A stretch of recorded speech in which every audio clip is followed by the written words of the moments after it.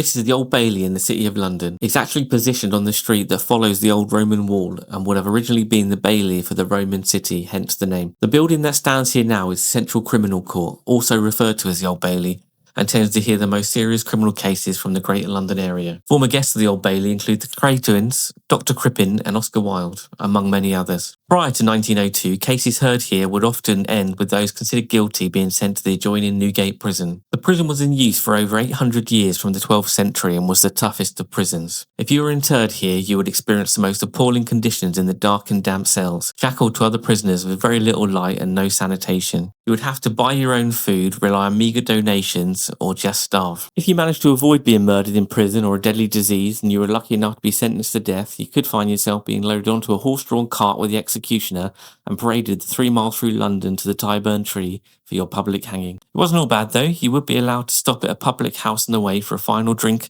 or one for the road before you reach the gallows. You'll probably be joined in the public house by the hangman himself, no doubt steadying his nerves for the big job. In fact, the only person that wouldn't join you in the pub was the driver of the cart, as he would have been unable to drink whilst on the wagon.